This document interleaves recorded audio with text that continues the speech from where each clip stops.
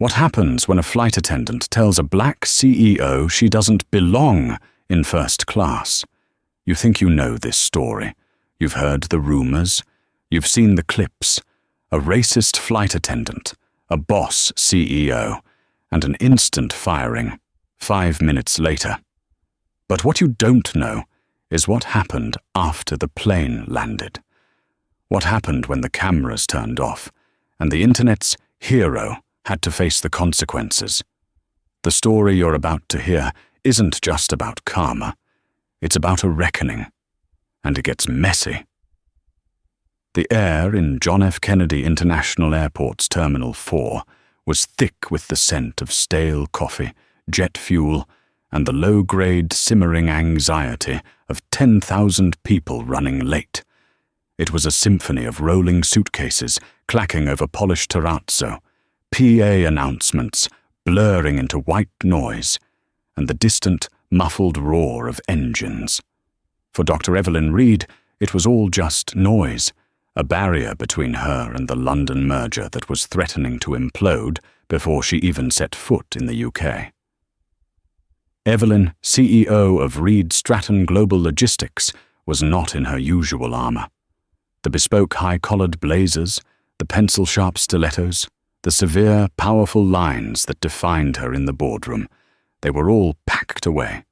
Today, she was in what her COO, David, lovingly called her battle fatigues in disguise, a Loro Piana cashmere hoodie in a soft, unassuming beige, matching joggers, and a pair of simple, white leather sneakers.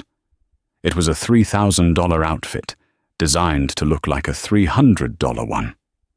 Stealth wealth, comfort. But in the fluorescent hell of an airport terminal, stealth often translated to invisible, or worse, suspicious. She was standing near gate B24, her phone pressed hard against her ear, a graphite black premium carry-on at her feet. "No, David, later is not an option," she said, her voice a low, controlled current. "The Singapore Port Authority will release our containers when their tariffs are met. I don't care about precedent. I care about $20 million of semiconductors sitting in a humid dock. Pay it.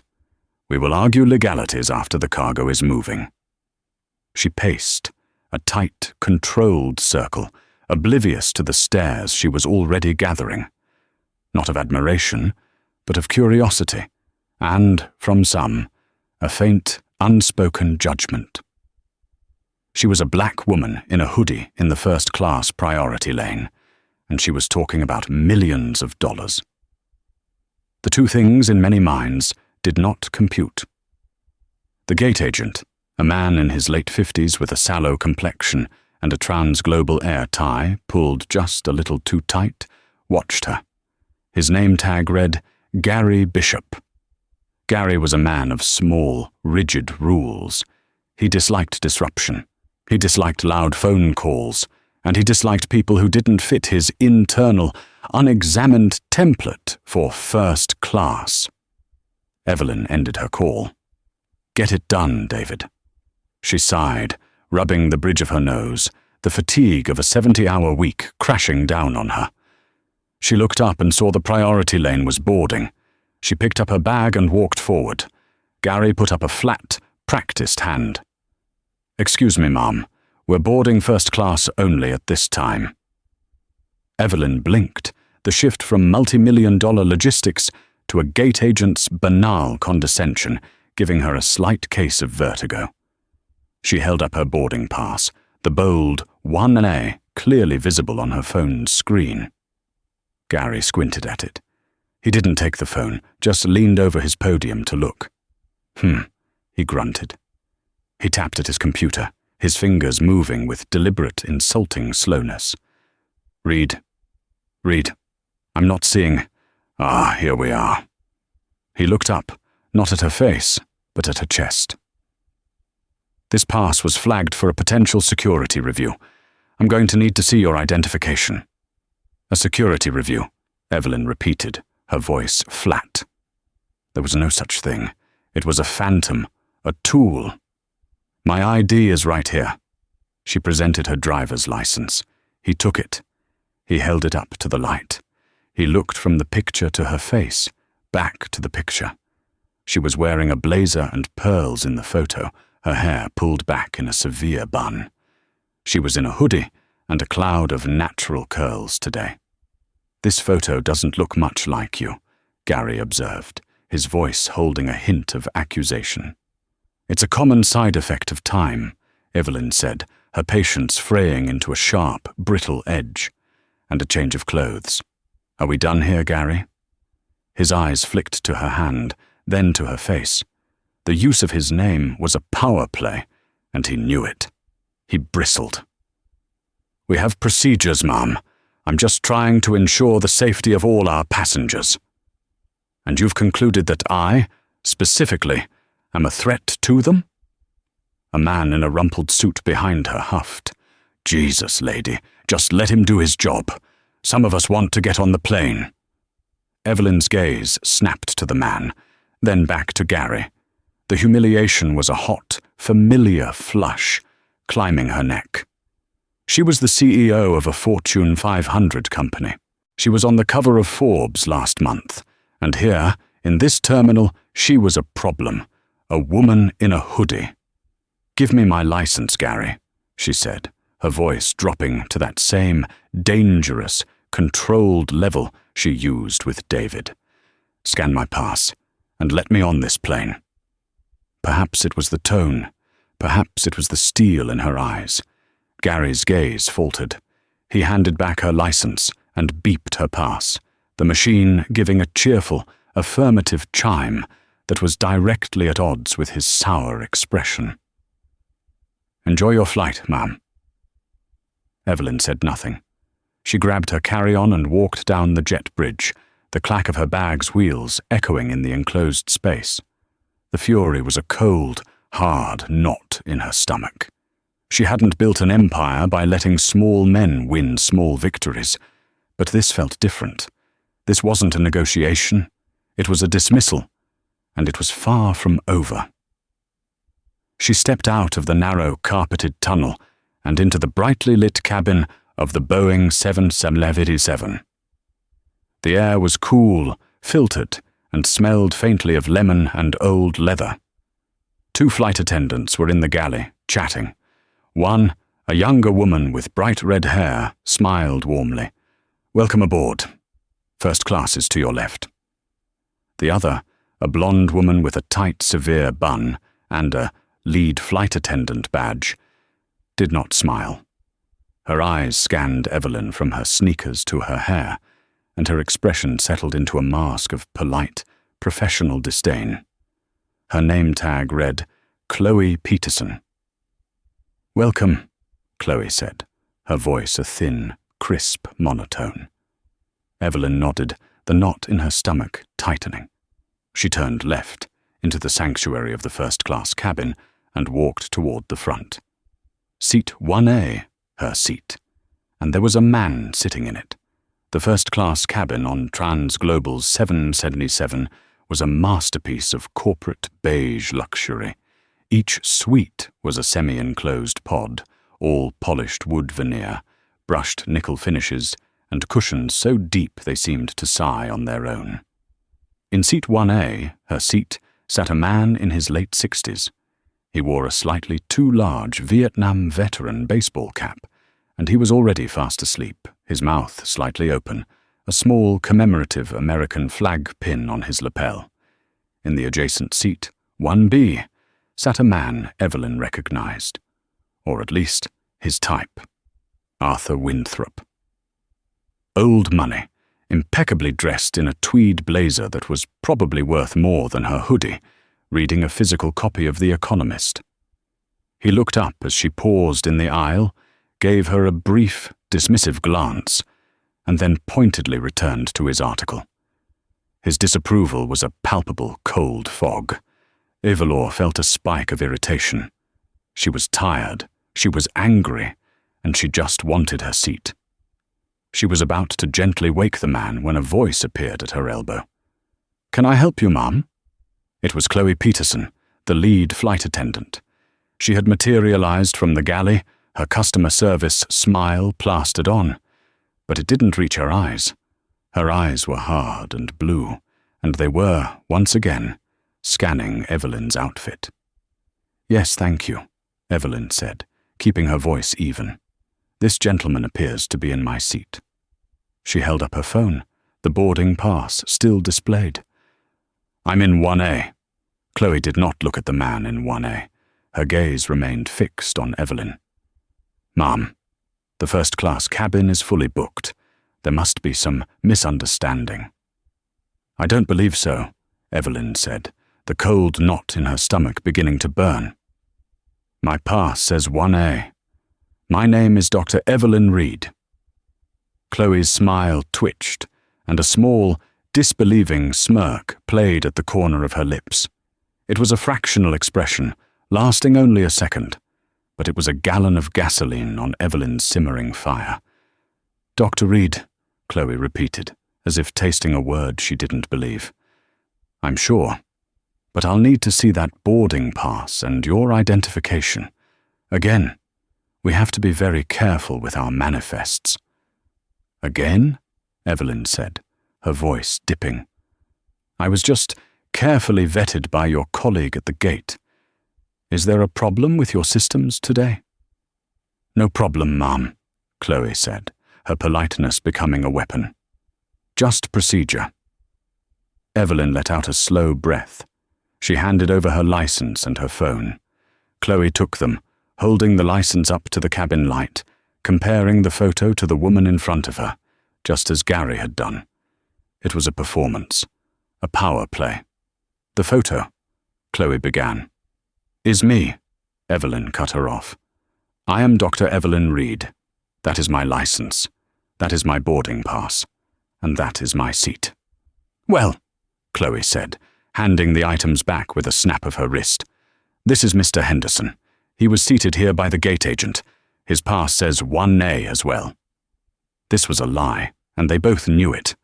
Or, if it was true, it was a mistake Chloe had no intention of fixing at the expense of the sleeping veteran. She was clearly protecting him. "Then there is a mistake with your system," Evelyn said. "And as the lead flight attendant, I assume you'll fix it.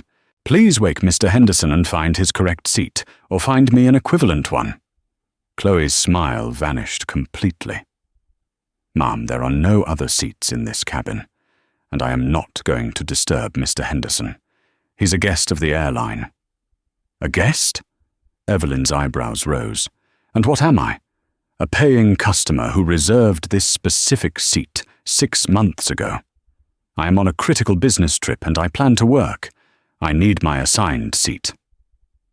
Arthur Winthrop in 1B let out an audible sigh of exasperation, rustling his paper.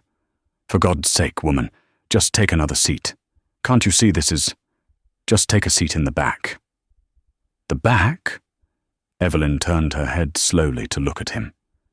"This isn't my concern, sir." "It's everyone's concern," Chloe snapped, her professional veneer cracking. "You're holding up the entire boarding process. People are waiting." "Then solve the problem," Evelyn said, her voice dangerously quiet. "Move him, or upgrade me to the Concorde if you still have one."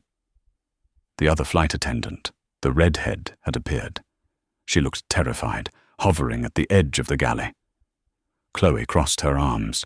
It was an astonishing breach of protocol. "Ma'am, if you're going to be difficult, I can't let you disrupt the cabin. Perhaps you'd be more comfortable in economy plus. We have a middle seat in row 24. The words hung in the air. More comfortable. Economy. It was the final, unforgivable insult. It wasn't about a seat. It wasn't about a mistake. It was a judgment. It was Gary at the gate, all over again. It was a lifetime of being told she didn't belong, that her presence in a space of power and privilege was a mistake, an anomaly that needed to be corrected and put in the back. Evelyn Reed, who had faced down hostile corporate raiders, who had built a $20 billion company from a single, rusty freighter, felt a calm, cold clarity settle over her. The merger in London could wait. The Singapore port could wait. This could not. "You're right," Evelyn said, her voice so soft it was almost a whisper. "I'm not comfortable here." Chloe's expression flickered with a brief, smug triumph. She had won. The woman in the hoodie was retreating. "I can have Sandra escort you."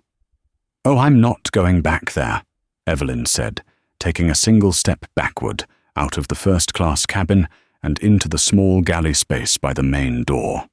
She turned to her left, into the open, empty jet bridge. The air was cold and smelled of exhaust. "Ma'am, you can't be in the jet bridge. We're about to close the door," Chloe called, following her.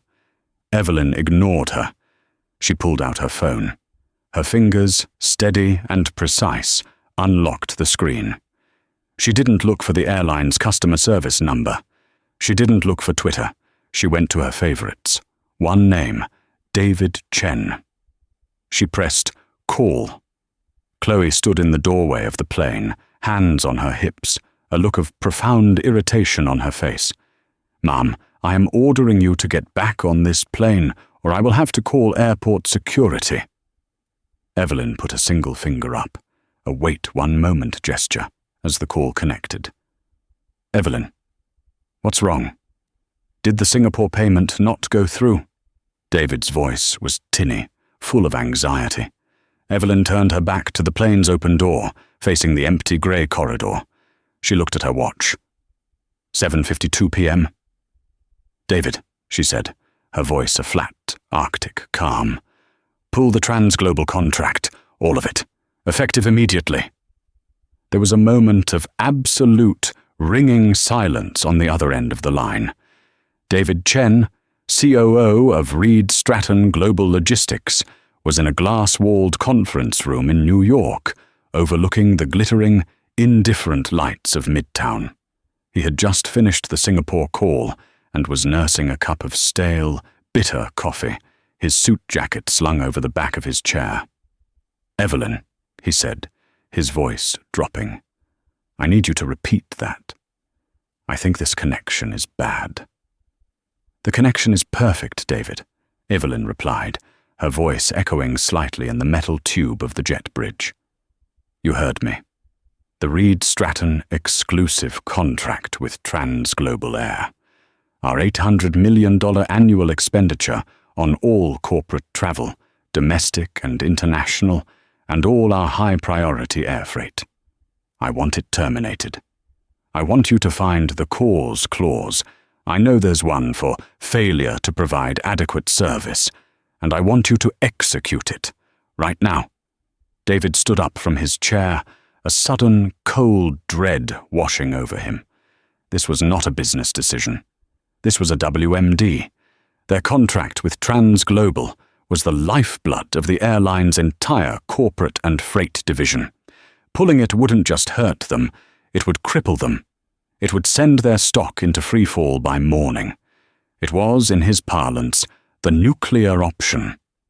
Evelyn had never, in their 15 years of working together, even joked about using it.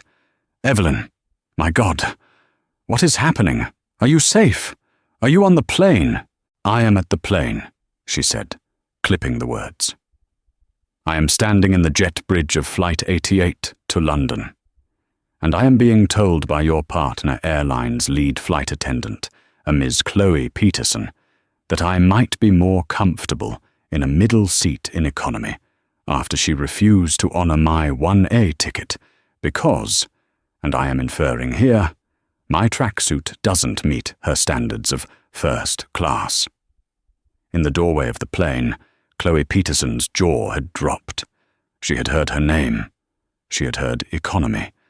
She had not heard the part about $800 million, but the tone of Evelyn's voice, the sudden, terrifying shift from a difficult passenger to something else, something cold and powerful, had finally registered.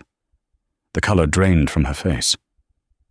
"Evelyn," David pleaded, already walking to his computer, his fingers flying across the keyboard, pulling up the contract. "Evelyn, this is..." This is a scorched earth move. This will have blowback. Can't you just, I don't know, take a photo of her badge, file a complaint, let me call the CEO? We can have her fired by the time you land." "Fired?" Evelyn laughed, a short, sharp, mirthless sound that bounced off the metal walls. "David, she didn't just insult me. She insulted the company." She looked at a client who represents nearly 30% of her employer's premium revenue, and she told that client to go to the back of the bus. "That isn't a personnel issue, David. That is a brand integrity failure. It is a breach of contract. They have failed to provide the premium, reliable, and respectful service that is literally written into Section 4A of our agreement." David stared at his screen. She was right. Section 4A. He had argued that line for 3 weeks during the last negotiation. "So, no," Evelyn continued, "I will not be filing a complaint. We are the complaint. I want you to call Robert Kincaid." Robert Kincaid, the CEO of Trans Global Air. "Tell him," Evelyn said, "that he has, as of this moment, 10 minutes to personally call my cell phone. If I do not hear from him in 10 minutes, you are to release the press statement that Reed Stratton is immediately terminating its partnership with Trans Global due to a catastrophic failure in service and a hostile corporate environment. Send a copy of that release to the Wall Street Journal. They're always looking for a good airline disaster story." "Evelyn, you can't. 10 minutes, David. Starting now." She looked at her phone. 7:45 p.m. She hung up. She turned to face Chloe Peterson, who was now white as a sheet, her hands visibly trembling. The smugness was gone, replaced by a dawning, sickening terror. The other flight attendant, Sandra, was hiding in the galley, pretending to count beverage cans. "Mum," Chloe stammered, her voice a reedy, unfamiliar squeak. I think there's been a misunderstanding. Please, let's get you to your seat. I'll wake Mr. Henderson. I'm sure he won't mind moving." Evelyn just looked at her. She didn't smile. She didn't say a word. She just held her phone in her hand, its screen dark, and she waited. The silence in the jet bridge was absolute, broken only by the distant, high-pitched whine of the 777's auxiliary power unit. 1 minute passed. 7:56 p.m. Inside the cabin, Arthur Winthrop was peeking over his magazine, his curiosity finally outweighing his desire for privacy. He could sense the shift in power. 2 minutes. 7:57 p.m. Chloe was actively sweating. "Please, Mum. Dr. Reed, please, we're going to have to close the door. We'll be late. It will affect my A review." Evelyn's expression remained unchanged. Cold, implacable. Waiting. 3 minutes, 7:58 p.m. A muffled ding came from the cockpit, followed by the sound of a door opening. Captain Miller, a man with silver hair and a crisp, authoritative uniform, stepped into the galley. He had a headset slung around his neck and a look of annoyance. "What in the hell is the delay, Chloe? Gate just called, said we have a passenger refusing to board, and why are you in the jet bridge?" He was looking at Evelyn. "Captain," Chloe said, her voice cracking. "This passenger, she's... Before she could finish, the captain's own phone, a bulky, enterprise-grade device, began to scream. Not a ringtone, but a high-pitched, piercing, priority alert siren. Captain Miller looked at the screen, and his face, which had been ruddy with irritation, went pale. The call display read, "Kincaid, Robert, CEO." He fumbled the phone, nearly dropping it. "Mr. Kincaid? Sir?" Evelyn looked at her watch. 7:59 p.m. "Yes, sir. This is Captain Miller of Flight 88, he said, his voice now tight with alarm. "Yes, she's right here, in the jet bridge. I don't... What contract? Sir, I had no idea. Of course. Yes, sir. Immediately. He hung up the phone. He looked at Evelyn, and the last traces of annoyance were gone, replaced by a stark, professional terror. He had just been read the riot act by his own CEO, who was clearly in a full-blown panic. He then turned to Chloe Peterson. His face, which had been so respectful to Evelyn, hardened into a mask of pure, unadulterated fury. "Miss Peterson," he said, his voice low and shaking with rage. "What in God's name did you do?" The next 90 seconds were a blur of condensed, high-stakes corporate chaos, played out in the claustrophobic confines of a plane's galley. I, Chloe stammered, looking from the captain's enraged face to Evelyn's cold, neutral one. The man in her seat, he's a veteran, and she didn't look. She didn't look, Captain Miller roared, his voice low enough not to panic the cabin, but vibrating with an intensity that made Chloe physically flinch. She didn't look like the CEO of the company that single-handedly keeps our entire freight division from bankruptcy? Is that what you're saying? I didn't know who she was, Chloe protested, tears welling in her eyes. She was in a sweatshirt. She was being difficult. Your job, the captain spat, is not to know who she is. Your job is to look at a valid first-class ticket and say, "Right this way, ma'am." You don't get to be an arbiter of who looks the part. At that exact moment, Evelyn's phone, the one she had been holding in her hand, began to ring. The screen lit up. Robert Kincaid. It was 8:00 p.m., 5 minutes, almost to the second, after she had made the call to David. Evelyn held up her hand to the captain, a gesture of pause that he, in his current state, immediately obeyed. She answered the call. "This is Dr. Reed." "Dr. Reed, Evelyn." "My God!"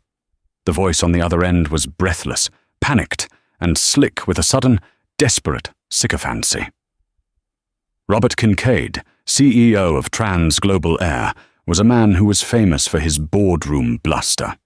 He was, at that moment, on his 60-foot yacht off the coast of Miami, and he sounded like he was about to jump off it.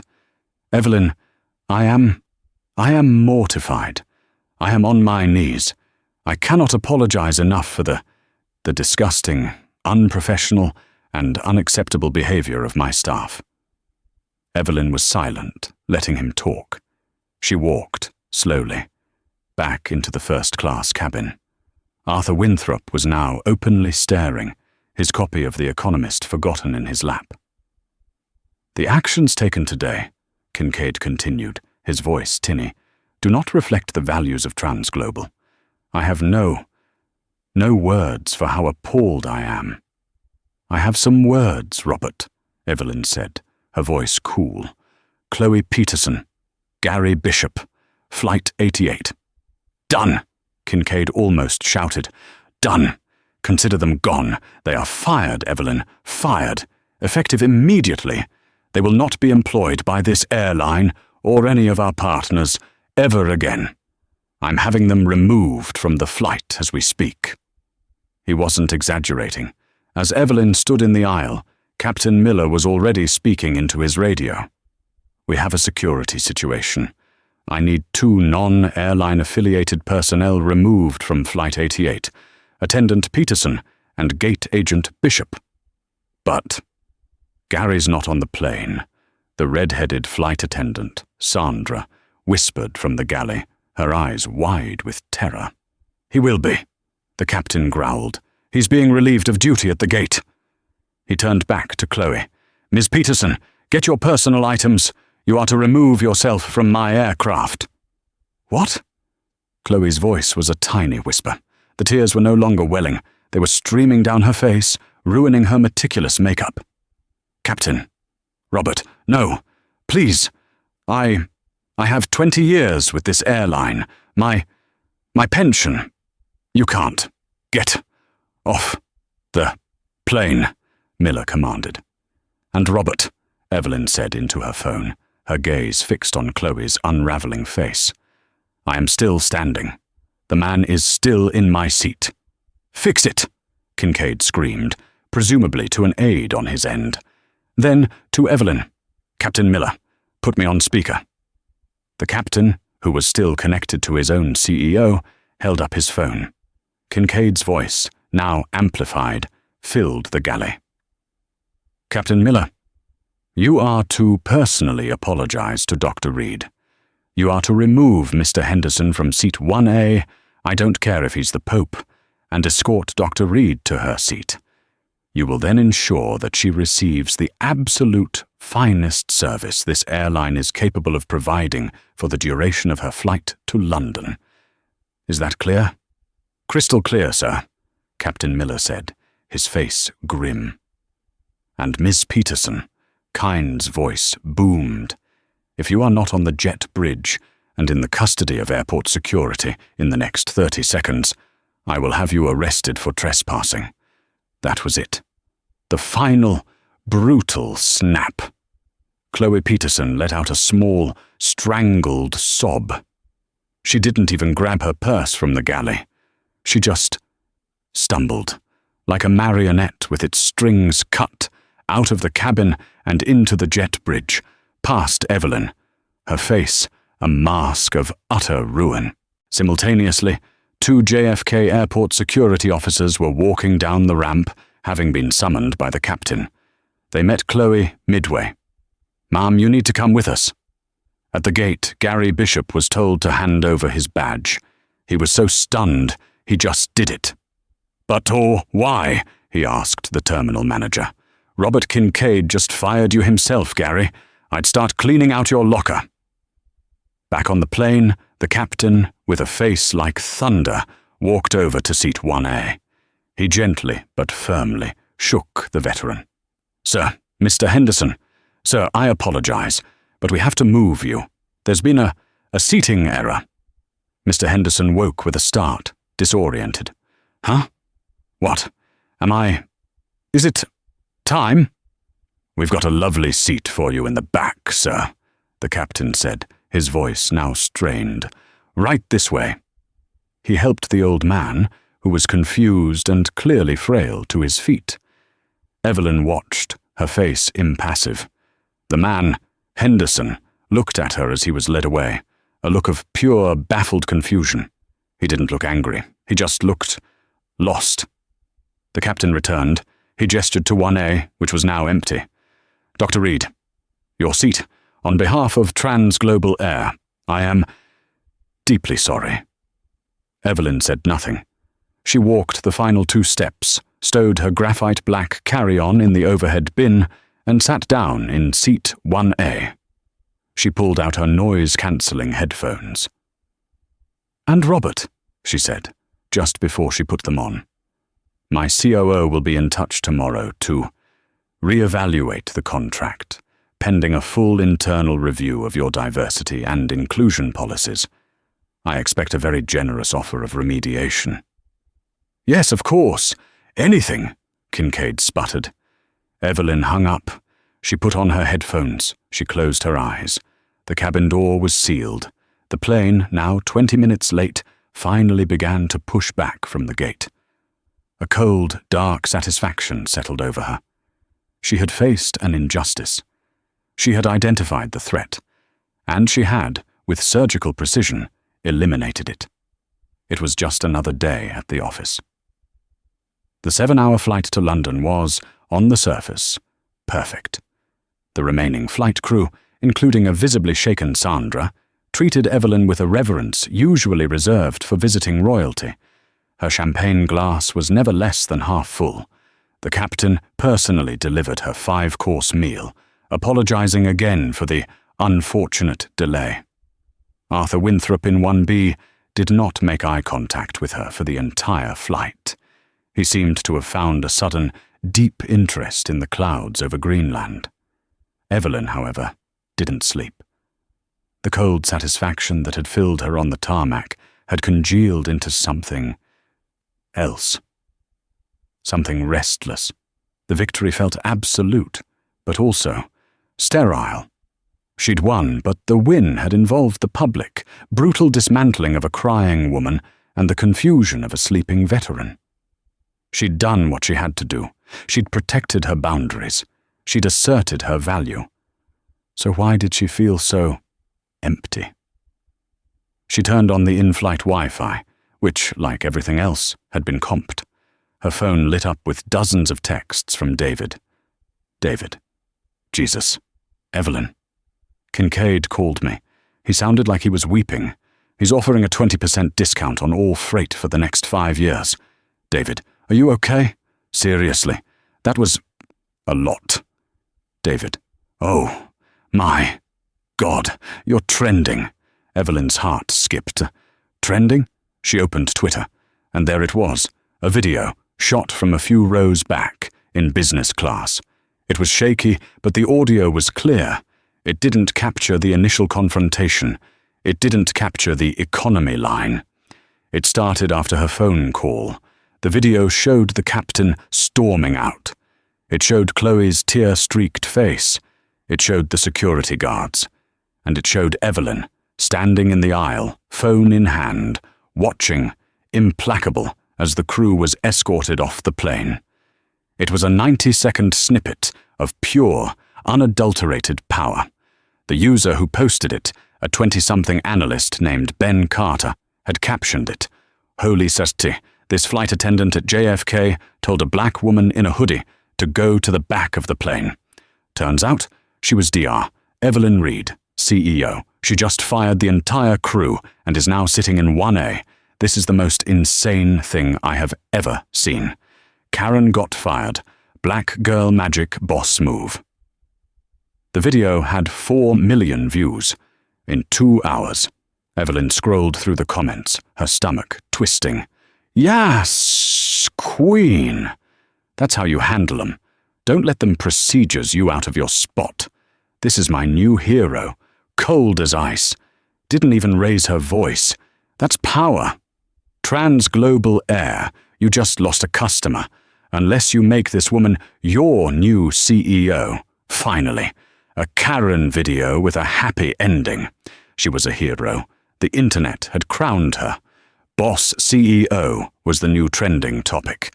Reed Stratton's stock, even in after-hours trading, had ticked up 0.5 point on the sheer social media buzz. Her PR team was already in overdrive, sending her texts. Incredible optics, Dr. Reed. The narrative is 100% in our favor. We're leaning into it. Evelyn clicked on Ben Carter's profile. He was an analyst at a rival logistics firm. He was young, ambitious, and he had just handed her a massive PR victory on a silver platter. She leaned her head back against the plush headrest. The emptiness was still there, but it was now overlaid with a new, complicated feeling. Vindication. The world had seen what she'd seen. They agreed. The Karen got what she deserved. The boss CEO had rightfully claimed her throne. So why did the image of Chloe's crumpled, sobbing face keep flashing in her mind?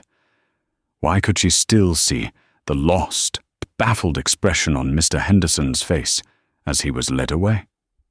Collateral damage, she told herself firmly. You can't make an omelette without breaking a few eggs. And that woman tried to break me.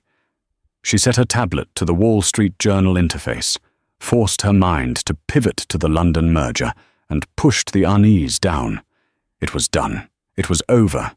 She had won. When she landed at Heathrow, she was a celebrity. A small, impromptu crowd of admirers who had tracked her flight was waiting by baggage claim. They cheered. Dr. Reed, we're with you. She gave a small, dignified wave, slipped into her waiting car, and sped off toward the city. The merger was waiting, but she had a sinking feeling that the real story, the one that had unfolded at 30,000 feet, had not yet begun its descent. The internet was a fickle, hungry beast. It had feasted on Chloe, but it always needed another meal.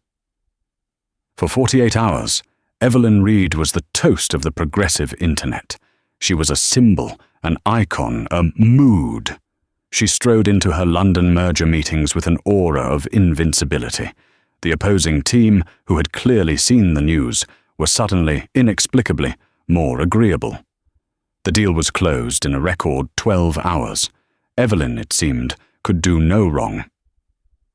The first crack appeared on Thursday. It was a small, local story in a Queens, New York, newspaper. It was not a viral video. It was a human interest piece, the kind that local papers do so well.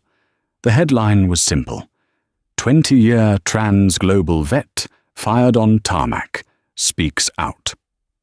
The reporter had found Chloe Peterson, not at her home, but at the pediatric ICU at Mount Sinai, where she was sitting vigil by a bedside. The story was brutal. Chloe Peterson, 58, was a single mother. She had been for 2 decades. Her son, Daniel, 19, had cystic fibrosis and was awaiting a double lung transplant. Her 20 years with the airline was not just a job. It was the health insurance. It was the pension. It was the only thing keeping her and her son from total financial ruin. And her attitude? The article painted a picture. That same morning, Gary Bishop had written her up for insubordination because she had let a passenger with an expired ID board. It was a soldier returning from deployment. She was on a final warning for procedural non-compliance. She was exhausted. She was terrified of losing her job. When Evelyn boarded, Chloe hadn't seen a black woman. She had seen a procedural risk, a person in a hoodie, not on her manifest, a lie but a good one, who was being disruptive. The man in 1A, Mr. Henderson, was a guest. He was a veteran with terminal cancer, being flown by a Hero's Wish charity. The gate agent, Gary, had made a mistake and double-booked the seat. Chloe, stressed and on her last nerve, had made a snap judgment: protect the dying veteran, deflect the problem passenger. Her "you'd be more comfortable in economy" line, the reporter wrote, was her fatal mistake. It was racist. It was a microaggression born of a lifetime of unexamined bias, fueled by stress and exhaustion. Chloe admitted as much. I see it now, she told the reporter, her quotes printed in stark, devastating detail. I looked at her, and I didn't see a doctor or a CEO. I saw what I expected to see. A problem. I was wrong. I was so wrong. But I'm not a monster. I'm a tired woman. And I've lost everything. My son, his insurance. It's all gone. Because I had a bad day. Does one bad day, one horrible mistake, erase 20 years? The internet narrative screeched to a halt, and then it reversed, with the terrifying, roaring power of a tidal wave. The hashtags changed. Boss move became billionaire bully. Karen got fired became justice for Chloe. Then, the second crack. Ben Carter, the young analyst who had filmed the video, posted a new one. He was in his apartment. He was crying. I've been fired, he wept. My company said I violated their social media and corporate travel policy. They said I filmed another passenger without consent and brought disrepute on the firm. I thought I was showing a hero, but I ruined my own life, and I ruined hers. The internet turned on him too. Clout chaser. He just wanted the likes. Then, the third, and most devastating, crack, the audio. Someone, Evelyn suspected David's ambitious new assistant, or perhaps someone in Kincaid's own office, leaked the audio of her call from the jet bridge. It was played without context on every news channel. Pull the transglobal contract, all of it. Execute the cause clause. 10 minutes, David. Starting now. It was no longer the voice of a woman defending her dignity. It was the voice of a corporate tyrant. It was cold, calculating, and utterly disproportionate. The public didn't hear the humiliation that came before it. They just heard the execution. By the time Evelyn's jet, a private one this time, she couldn't face flying commercial, landed back in New York, she wasn't a hero or a villain. She was a pariah. Protesters were outside her office building, not for racism, but for corporate cruelty and abuse of power. Robert Kincaid, seeing the shift in the wind, gave a press conference. "We at Transglobal were horrified by this incident," he said, his face a mask of practiced sorrow. "We have suspended the firing of Ms. Peterson, pending a full investigation. We believe in our employees, and we do not bow to corporate blackmail." He had rehired Chloe, and in doing so, he had painted Evelyn as the sole, unhinged aggressor. He'd saved his company, saved his stock, and thrown her to the wolves. But the final, hard karma blow, as the prompt requested, was not from the public. It was from her own world. The man in 1B, Arthur Winthrop. He was not just old money. He was Arthur Winthrop, the lead director on the board of Reed Stratton Global Logistics. He had been on that flight to London for the same merger meeting. He was the head of her own board of directors, and he called an emergency meeting. The boardroom on the 80th floor was silent. The panoramic view of Central Park, usually a source of power and perspective, just looked distant. The long, polished mahogany table reflected the grim faces of the other 6 board members. Evelyn stood at the head of the table. She was back in her armor, a severe dark grey suit, her hair pulled back so tightly it hurt. But it felt like a costume. Arthur Winthrop sat to her right. He hadn't spoken to her since the flight. He just looked at her, his expression not one of anger, but of profound, academic disappointment. "Evelyn," he began, his voice quiet, "you know my respect for what you've built. You are, without a doubt, the most brilliant logistics mind of your generation." He paused, letting the compliment hang in the air before twisting the knife. "You are also, it seems, a bully. And a fool." "Arthur, you were racially profiled." He cut her off, his voice sharp. "Let us not mince words. I was there. I saw it. Gary at the gate was a condescending twit, and Chloe Peterson was an exhausted, biased, and deeply unprofessional woman who insulted you based on your appearance. What happened to you was wrong. Categorically." He leaned forward. "But what you did, Evelyn, was a catastrophe. It was a tyrannical, short-sighted, and emotionally incontinent abuse of power. You didn't use a scalpel to remove a tumor. You used a nuclear bomb to kill a gnat, and you vaporized the entire hospital with it." "She needed to be held accountable," Evelyn shot back, her voice shaking for the first time. "The system needed to be held accountable." "And you are the system," Arthur yelled, banging his fist on the table, the sudden violence of it silencing her. "My God, Evelyn, you are not the underdog in a hoodie anymore. You are an $800 million a year client. You hold the pensions of 20,000 Transglobal employees in your hand. And in a moment of personal, justifiable rage, you decided that your wounded pride was worth more than all of them." He stood up, pacing. "You didn't just fire a flight attendant. You almost triggered a 10K filing. You almost violated SEC regulations.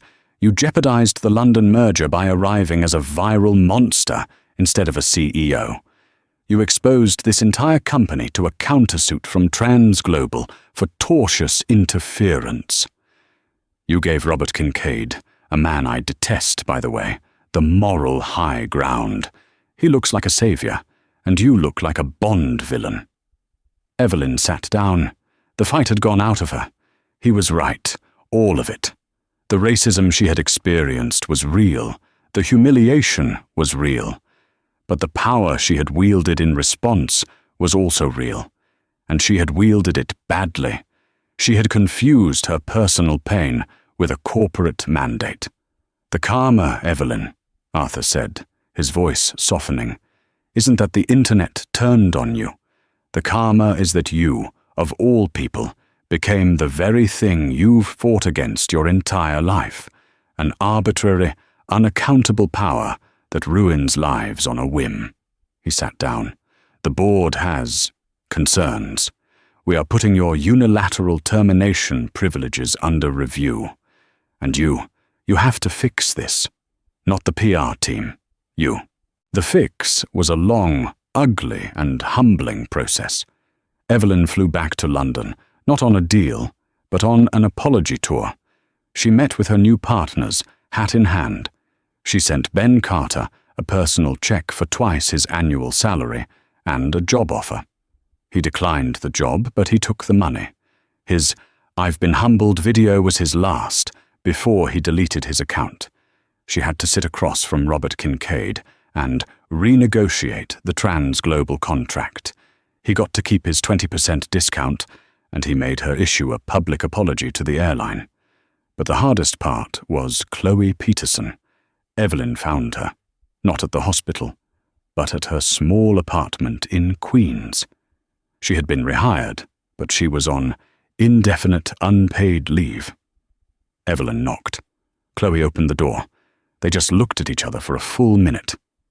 "Dr. Reed," Chloe said, her voice flat. There was no more fear, no more anger, just exhaustion. "Ms. Peterson, may I?" She let Evelyn into the small, meticulously clean apartment. Photos of a smiling, healthy-looking boy were everywhere. "His name is Daniel," Chloe said, nodding to a picture. "He got the call. A donor. He's in surgery. Right now." "That's..." Evelyn's throat was tight. "That's wonderful news. The insurance." "Mr. Kincaid. He reinstated it," Chloe said, staring out the window. You saved him. By trying to destroy me, you ended up saving him. The hospital, they put him on the top of the list after the story. The sympathy, all the donations." Evelyn felt a wave of nausea. The real life of it all, the messy, unpredictable, unfair chain of consequences, was staggering. "Chloe, Evelyn began. "I am sorry. What you did was wrong. But what I did was powerful," Chloe said, turning to face her. "You were powerful. I look at you, and I see why you did it. I'm sorry too. I am. I was so tired that day, and I looked at you, and I was jealous of your freedom to just wear a hoodie, and I punished you for it. That was my sin. And mine," Evelyn said, "was to punish you back 1,000 times over." Evelyn offered her a job, not at Transglobal, at Reed Stratton. "I need someone to head a new division, an employee corporate relations division. Someone who understands what happens when the system fails, when people on both sides are just tired." Chloe looked at her. "I'm a flight attendant, Dr. Reed." "You were," Evelyn said. "Now you're an advocate." Chloe did not take the job. Not right away. She waited until Daniel was out of the ICU, but eventually she did. The story didn't have a clean ending. Evelyn Reed was never a hero again. Her reputation was permanently altered. She was no longer just brilliant. She was dangerous, volatile. But as Arthur Winthrop noted in her next performance review, she was also more deliberate. And for the first time, wiser. The hard karma was not a lightning bolt. It was a mirror. And Dr. Evelyn Reed, for the first time in her life, had been forced to look at her own reflection and not like the boss she saw looking back. So, what is the real lesson here? It's easy to be a hero when you're the underdog. But what happens when you become the system you were fighting against? Dr. Reed's story isn't a simple case of racist gets fired. It's a story about power. It shows that two things can be true at once. A person can be a victim of real, painful discrimination, and also be a perpetrator of a different kind of cruelty. The real-life part of this story is that there are no clean wins. Every action has an equal, and often opposite, and always unforeseen reaction. It's a messy, complicated, and human story. What do you think? Was Evelyn's nuclear option justified, or was it a terrifying abuse of power? Who was the real villain here? Let me know your thoughts in the comments below. And if you like stories that go deeper than the headlines, that explore the grey, messy parts of life, like this video, share it, and please subscribe for more.